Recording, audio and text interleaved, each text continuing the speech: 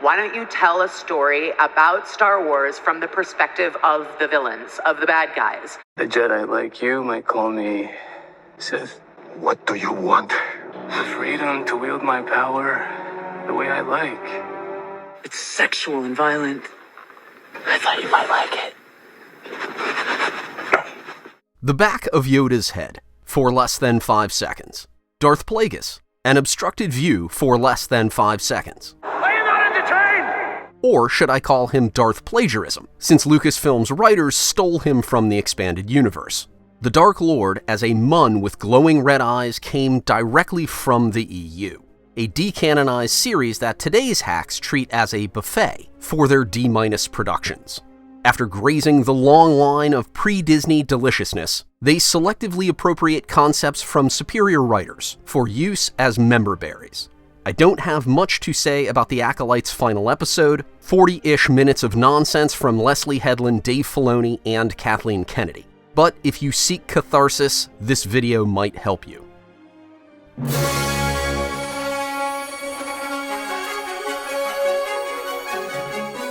Welcome to Galactic Initiative. I'm your host, Jeff. Let's get the obvious stuff out of the way. The Acolyte was worse than The Last Jedi and The Rise of Skywalker. Complete the following analogy. The Acolyte is to the High Republic as a fish is to blank. My answer was bicycle, because the Acolyte had nothing whatsoever to do with the High Republic, one of several broken promises from the producers.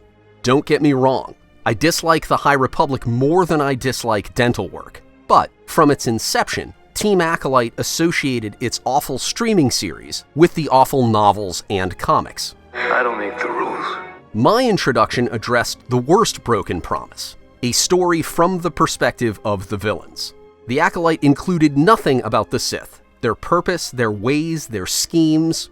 In fact, it trampled lore to facilitate plot contrivances. The Stranger, aka Khmer, didn't have a meaningful part in the finale. He dueled Saul and provided transportation, so in hindsight, his character amounted to nothing, just an unopened mystery box. Was he Vernestra's Padawan? I don't care! When the Stranger held hands with Osha as they gazed into the sunset, I cringed. Sith held hands? Sith showed compassion? I present the entire series as evidence of robbery, assault, and battery against George Lucas. Sith and Jedi characters behaved absurdly for Headland's farce at the expense of canon. Which brings me to the next broken promise, a close second to marketing the Sith, and it was the vilification of the Jedi Order. Can anyone explain Vernestra Rwoh to me? Oh, hi, Vern. How did she cover up the loss of roughly 12 Jedi, including 4 Masters? No one in the Order sensed fatalities, lies, or the dark side? The Jedi believed Saul went crazy, murdered his colleagues, and committed suicide. Really. I watched the character for 8 episodes, and I can say, with certainty, he wasn't capable of such things. The mystery and cover-up worked only as plot contrivances. Senator Rayencourt must have read the prequel scripts in advance of his meeting with Vernestra.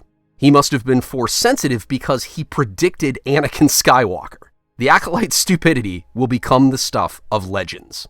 The Jedi were the guardians of peace and justice. For almost 1,000 generations, they safeguarded the Republic.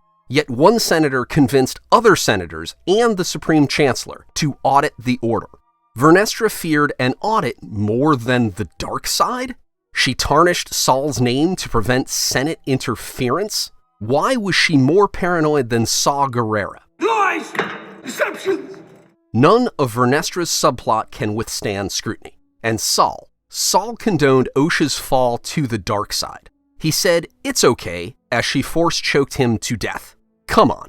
You made questionable decisions, so you validated murder by an innocent young woman.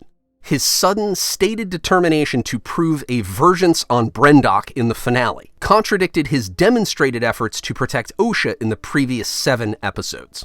He inexplicably couldn't speak to Osha before she throttled him. He couldn't say, "Your mother was a mind-controlling smoke demon that tried to dissolve May, who I mistook for you, Osha, as I stood in this courtyard 16 years ago."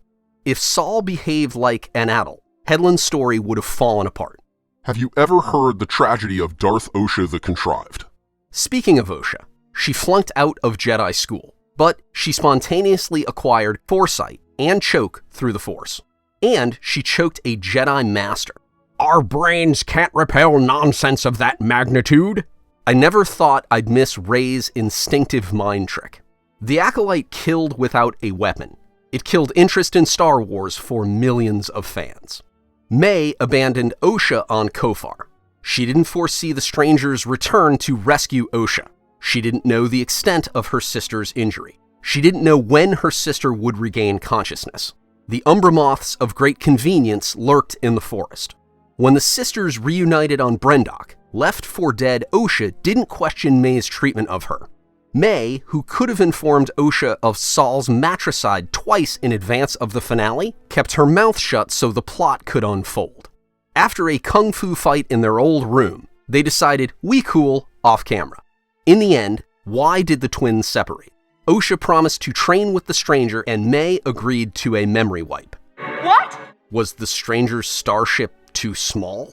Was sharing the front seat to escape the Jedi out of the question?